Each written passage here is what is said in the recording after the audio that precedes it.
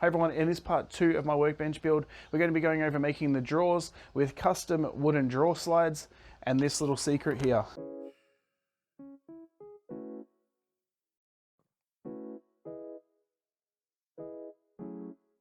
To start with, I need to work out the dimensions of the drawers.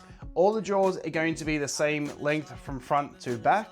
The only difference it's going to be is how deep they are and then how wide they are.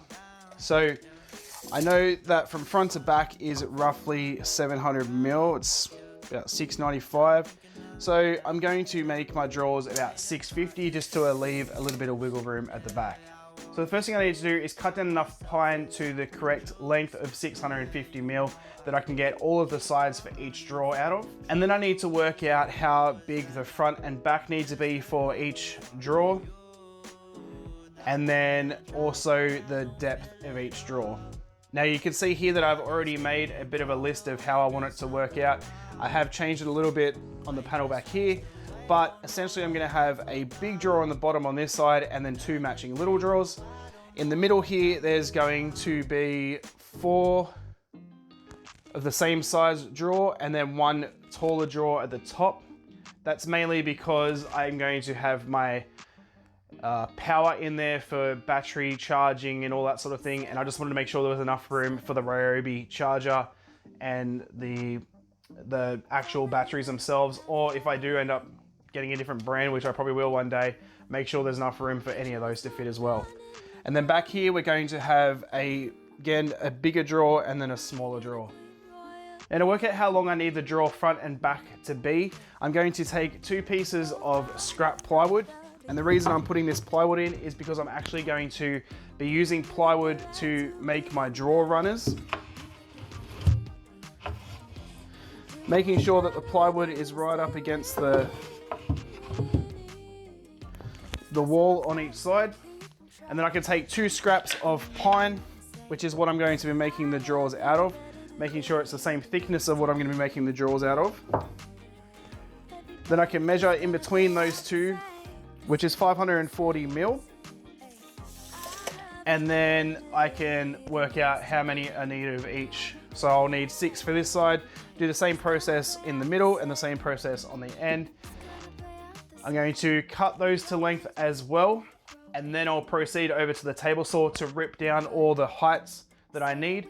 This way, when I actually cut all the pieces, I can cut all 4 sides of each drawer at the same time. That way I only have to move the fence on the table saw once per drawer, or per matching drawer. So for these 4 drawers, I'll only have to move the fence once. As stated in my last video, I'm using a lot of free timber salvaged from old bookshelves.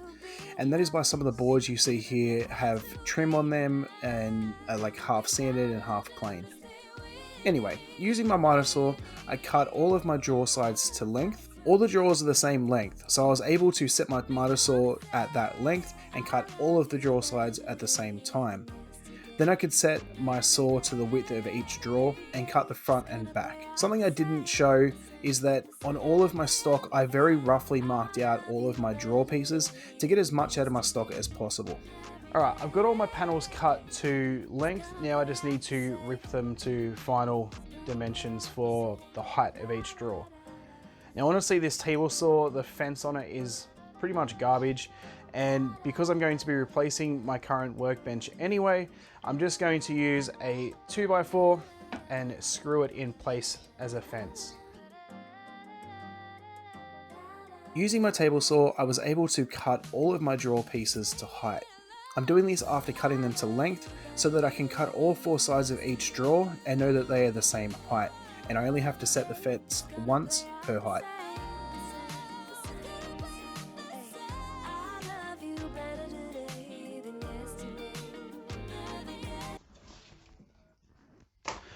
Okay, so I've cut up the sides, front and back of every drawer, and I have actually taped them off into sections just so I don't get them mixed up. Now I need to work out how big the bases of each drawer need to be so that I can work out how I'm going to cut them out of a full sheet of, I'm using MDF. Ideally I'd like to use plywood, but I just don't have any on hand, and I have a full sheet of MDF here. So I know that each base is going to be as wide as the front panel I've cut for each drawer. So I know 540 is the width of the drawers on the left, and then I have for the middle and the right side as well.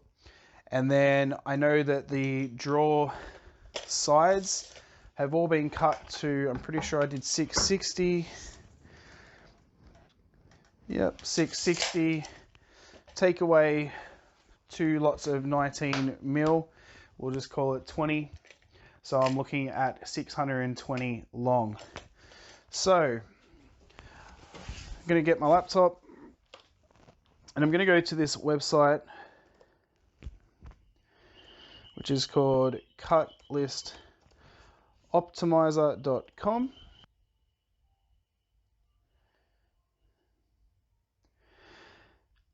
Then I can come in here and I can put the length for all of them are 620. So I'm going to put, I know there's 3 different lengths. And then the width of the first one is 540. And I have 3 drawers at that size.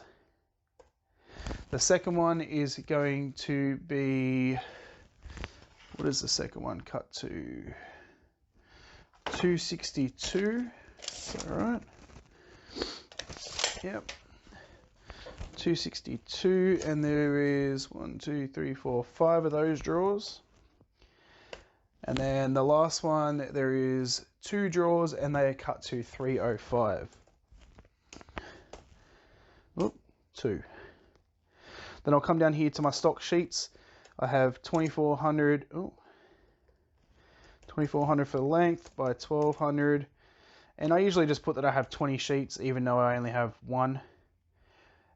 Because usually I'll do this before I even get sheets, so I know how many sheets to buy. So I just put in 20 sheets, and then it will tell me when I click calculate, it'll work out the best cutting.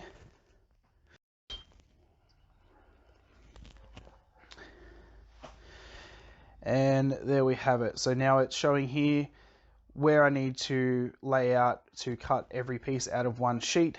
Now I can even come over here and I can set the kerf thickness of my blade, which my blade is about, I'm just going to leave it at 5 mil because I'll adjust for that anyway. So now that I have this, I can take it over to my sheet of MDF and cut out all of my panels.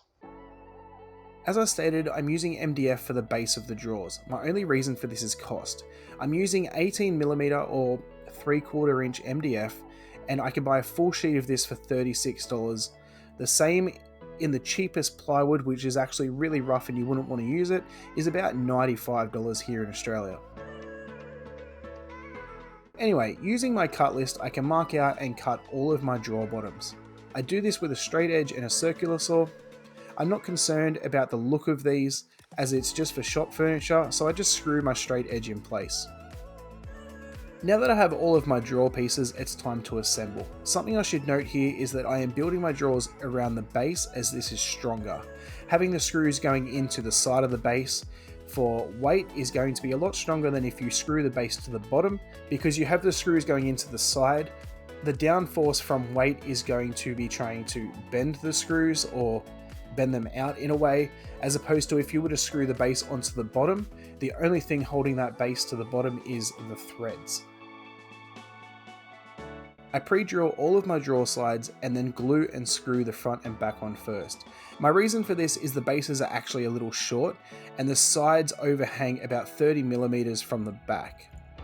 I've made them like this so that when you pull the drawer out all of the way, there is an overhang at the back that will catch the drawer from falling completely out of the bench.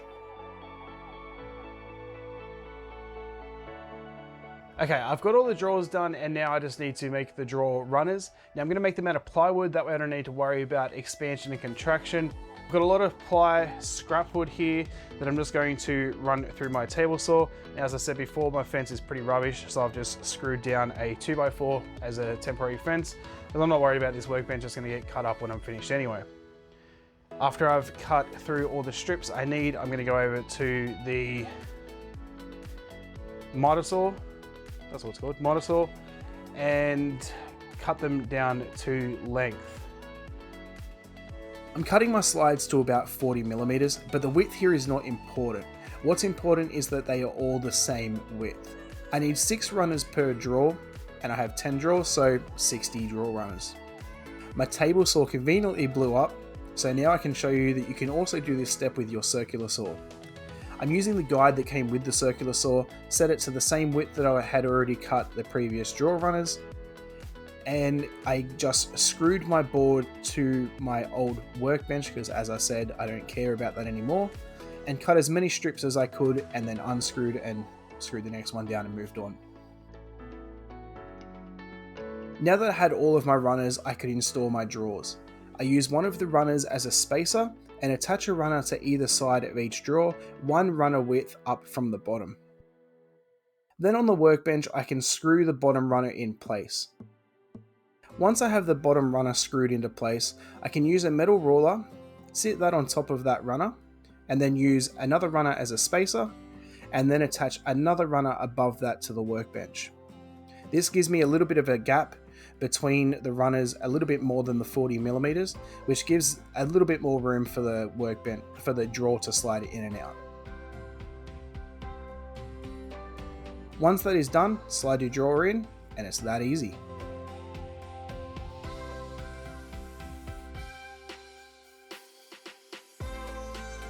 Look at that glide. If your drawer does not glide smoothly, you can always add some paste wax to the runners. I always start at the bottom and work up. This way I can mark up on the side of the workbench how far up each drawer should be on the bottom of the drawer. Then I can screw the bottom slide for that drawer in place in line with that line. As I have put the runner on the side of the drawer, that drawer runner width up from the bottom, once I do this step, the bottom of the drawer is going to line up with the bottom of the runner. This saves me having to do any weird calculations to work out where it can actually fit, and I know that it's going to fit with the bottom of the drawer. Now that all of my drawers are installed, I can measure up for the drawer fronts. I mark out the size of each front, allowing a 4mm gap between each drawer front.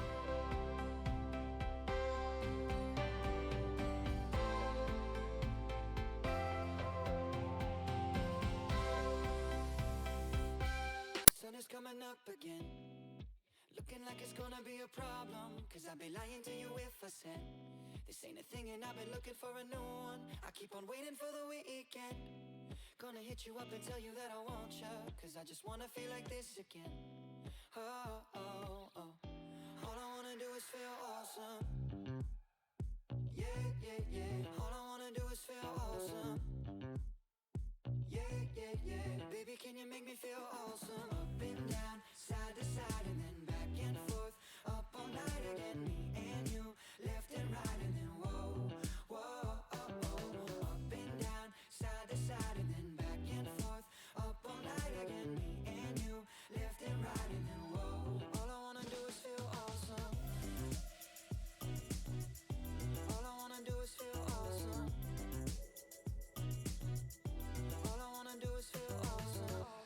I'm in an Uber to your place again. Had a couple fucks but I lost them. I'm sleepwalking in the dark again. Again, like I did at the beginning of this video, I very roughly mark out my drawer fronts on my stock. This again is to ensure that I have enough material and save on waste.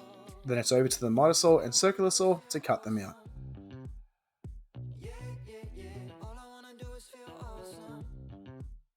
Handy little tip, use a leaf blower to de-dust your shop.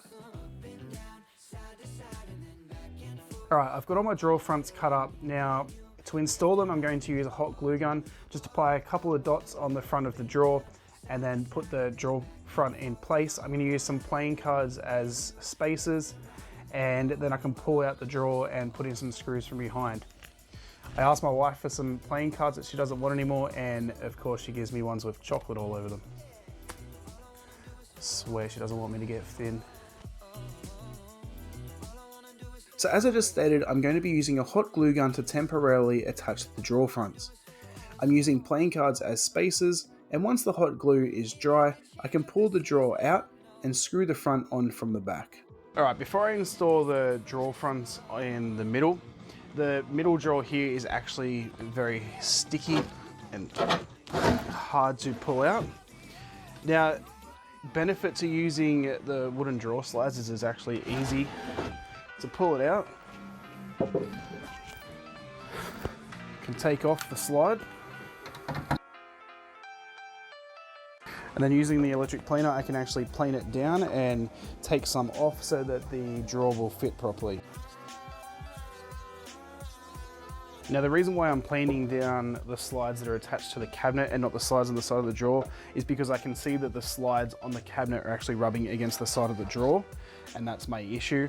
If the issue was that the drawer runners were running on the side of the workbench, then I would have to plane down the ones on the side of the drawer. So hopefully it's just the one. If not, I might have to come back and do the one underneath.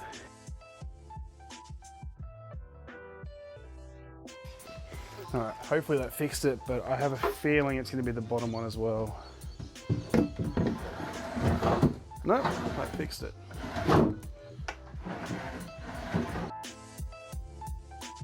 Now I can install the drawer pulls. I first mark out the center of the drawer front by drawing a line from corner to corner. I then drill a hole in the center to fit my handle hardware. I remove the drawer front and using a bigger drill bit, I drill a bigger hole on the back to accept the head of the handle's bolt. Finally, I can screw on the handle and reinstall the drawer front.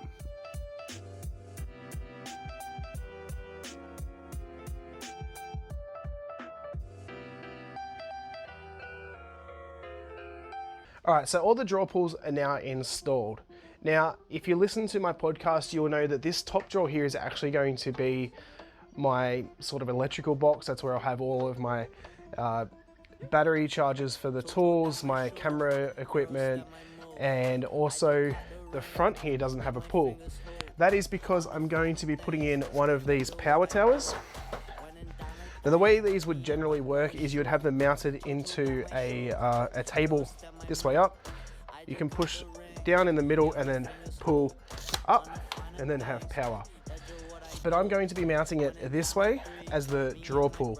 So it's going to sit in the front of the drawer here so that I can pull in and then pull the power board out. I then have access to power if I need it, and I can also just keep pulling to pull the actual drawer out if I need to access something in there. To install the power tower, I unscrew the mounting piece and use it as a template to draw a circle in the middle of the drawer front. I should mention I'm not removing the front from the drawer as I need the hole to go through both the drawer and the drawer front. I then drill a few holes inside the circle and cut the hole out with a jigsaw. I would have rather used a hole saw for this, but I misplaced mine. As you can see, the hole isn't pretty, but no one will ever know. I push the power tower into the hole and screw the mounting piece into place, holding it nice and tight. Hi everyone, thank you for checking out my video, and hopefully you learnt something along the way on making drawers or wooden drawer slides. If you did enjoy the video, be sure to hit that subscribe button down below and the notification bell so you don't miss out on part 3. Part 3 we're going to be going over all the finishing, painting, the white detail, all the electrical and storage.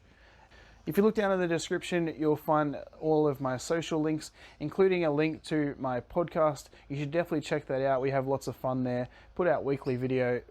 Well, we do put out videos because it's on YouTube as well, but weekly episodes, and I'm pretty sure that you'll enjoy it. And I'll see you next time.